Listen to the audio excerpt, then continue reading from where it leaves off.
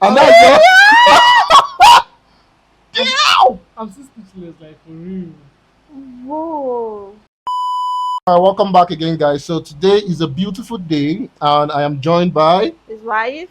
Prince. And so today we're going to be diving into how strong is the United States military? Why is the U.S. military the strongest?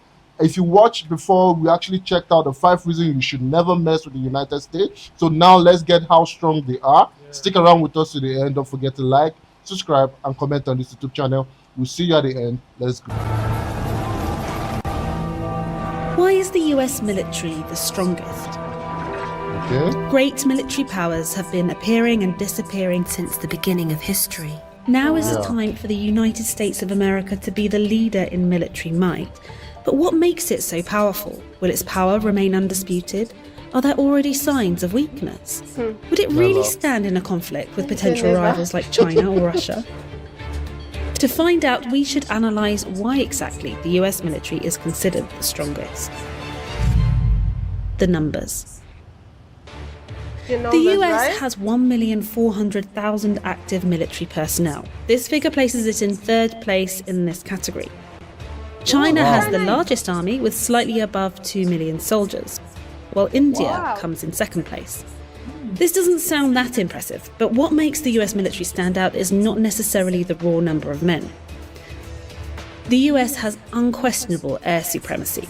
The US military is number 1 in air power, with 13,264 total military aircraft, a total that is greater than the other 5 greatest air forces combined. In manpower is like the 3rd and the 4th here when it comes to the airspace.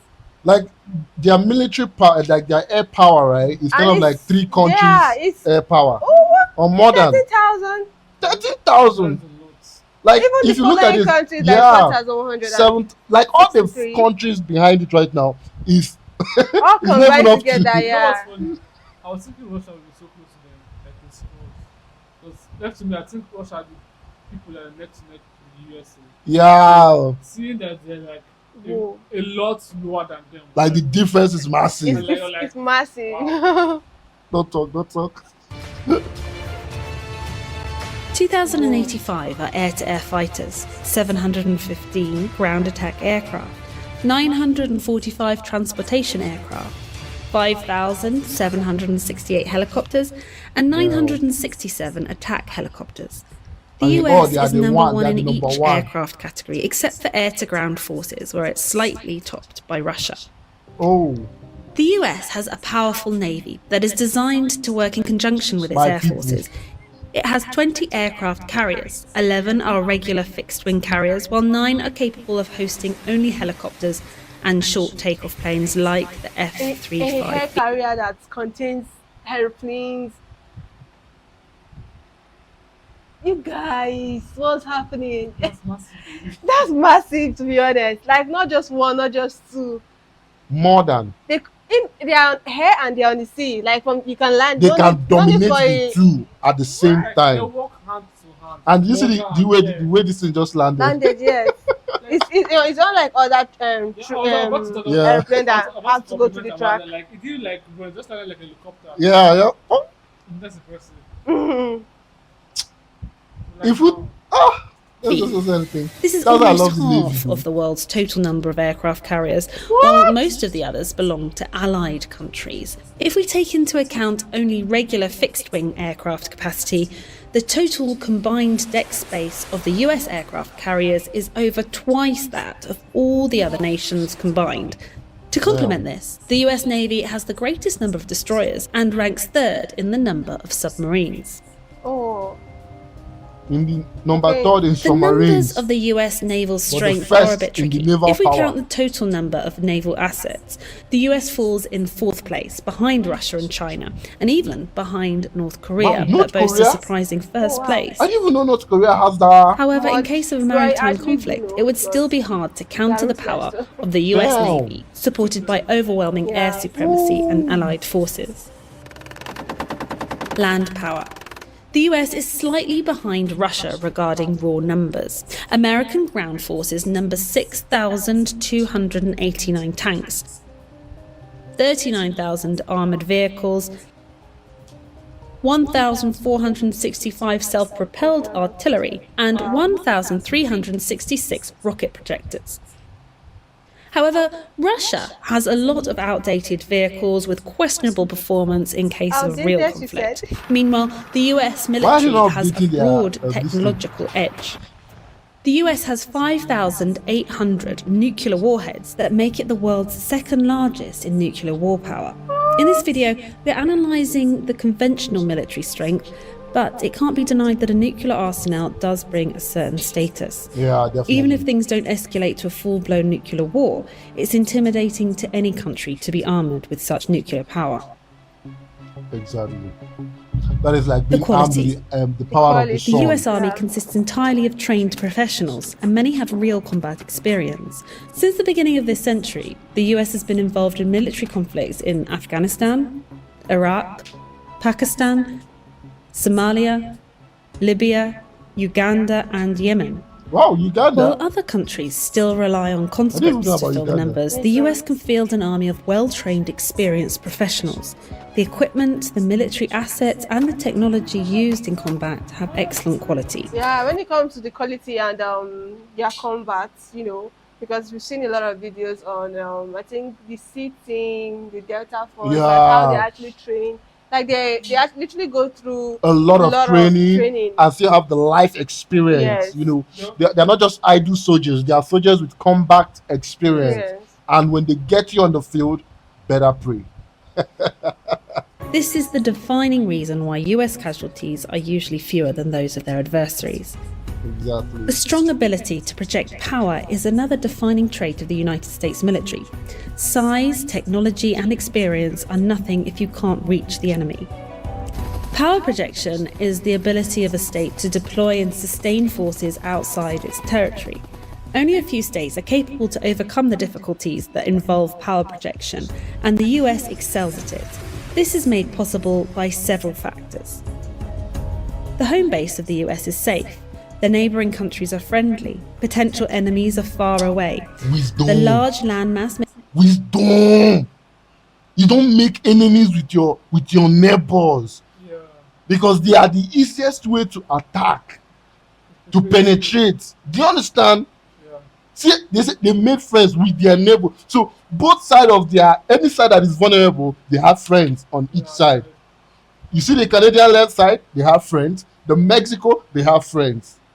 That is makes it a country that is hard to invade. It also has coastlines along 2 oceans and strategic islands that hold military bases.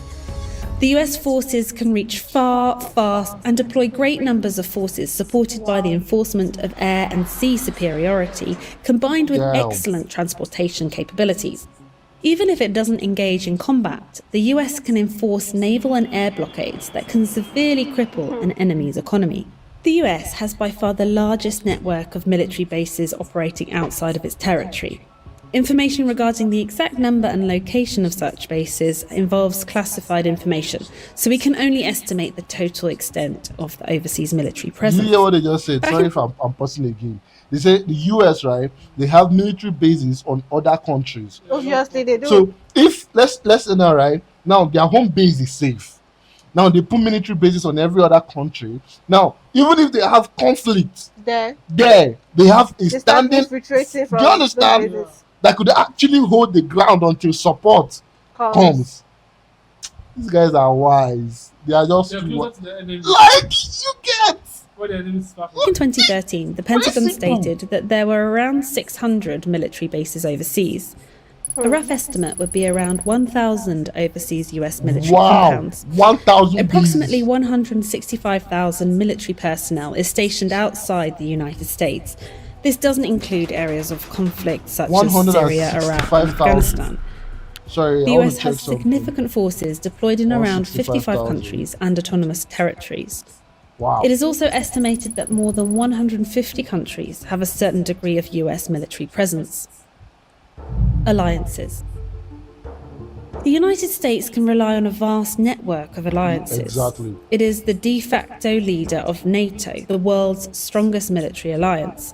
18 other countries are designated as major non-NATO allies. This list includes countries like Australia, New Zealand, Japan, South Korea, Philippines, Thailand, Pakistan, Afghanistan, Egypt, Israel, Argentina, and Brazil. Taiwan's status is a bit more complicated and it can be considered a de facto ally. Some countries are not formal allies but have a strong strategic partnership with the US. One notable example is India, that participates in regular military drills together with US forces and some of its allies. Oh, wow. Economy. Modern warfare is sustained in the long term by two main factors: the capacity to produce military equipment and the capacity to spend money on defence. American defence companies are the The indisputable... video we checked out, 5 reasons, we were told they spent like $7 billion. No, 700 and something billion dollars. No, was it? No, it was not 7. It was 800 and something billion dollars. That was Yes. no, I don't. It was Is it yearly or was it monthly? I can't remember. I can't remember, but that was a lot. But of for their defense alone, top producers of weaponry. Budget allocated. Among the world's top 10 defence suppliers, 5 of them are American companies. Lockheed Martin is the biggest. It reported a revenue of almost $60 billion in 2019. That's close to Russia's entire annual military spending. Wow. The strength of the US military is also due to its huge military budget. In 2019, spending on the US military was a whopping $732 billion. That's almost 3 times more than China, the world's second largest military spender, and is roughly 1/3 of the entire world's defence budget. While Russia is commonly regarded as the second most powerful army in the world, its budget consists of only $65 billion. Arguably, there is an aspect of purchasing power. For example, it's cheaper to pay a Russian or Chinese soldier, but the cost of high-quality military equipment is still the same around the world. The reason that the US can afford such an enormous military budget is that it's supported by a strong economy. America has been the world's largest economy since 1871. Its nominal GDP is currently $21.44 trillion. This is almost a quarter of the global economy, and it's backed with... I have never heard about so much money in my whole life. And that's I'm still speechless, like for real. Whoa. That's a lot. That's I need to take a seat. That's double size of China. I'm freezing. Wow. I'm freezing. Whoa. Plenty of natural resources, advanced infrastructure and technology. Wow, see the road. Besides the ability to sustain an enormous defence budget, the US often uses... just print this money for defence, or let's go to the World Bank. Please, we need $7 billion for our defence. And they print it and bring it out. I think that's the way it works. its economic strength as a weapon by enforcing economic sanctions. Yeah, I've heard Soft about factors. this. Soft power is another factor that comes into play when assessing a country's might. The US is world-beating in culture, education and technology. American pop culture has an enormous influence, and this won't change anytime soon. America also hosts most of the world's top-ranking universities with a record number of international students. The US leads the world of technology and digitalization as home to the world's most influential tech companies like Apple, Google, Microsoft, and Facebook. It's easy to think that this doesn't seem important in warfare, but imagine an enemy soldier that would have to attack the country where his cousin studies, the country of his favourite music band, the country of his favourite actress from the movie that he watches on an American media platform like YouTube, or an American smartphone with American software. Finally, there is another critical aspect. It is called the will to fight, and this is the single most important factor in war. The will to fight is the disposition to engage in combat, the determination to keep fighting even when facing precarious odds, and finally to win. That is the US military force. At an individual level, a soldier with a low will to fight will avoid engagement with the enemy and is likely to flee when things get tough. A battle is won when the enemy's will to fight is broken. Wars don't end when one military destroys the other.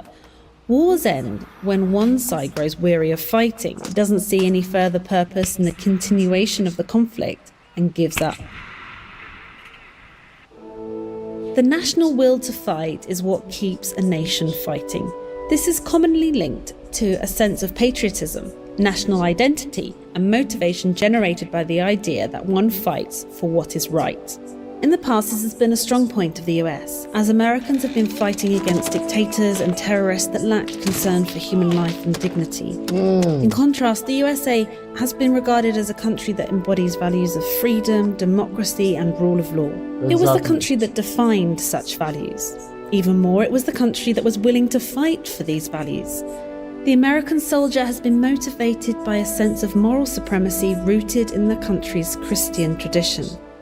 However, America doesn't seem to be so cohesive in its values anymore. There are many factors intertwined that provoke this. It's a complex topic that deserves a study on its own. But the outcome is that America is now a country that is greatly divided among ideological lines and systems of belief. Many of its citizens are not sure what to believe in anymore, or even what they stand for. There have been many lessons in history. Small nations became great empires by holding high moral standards along with a disciplined and motivated army.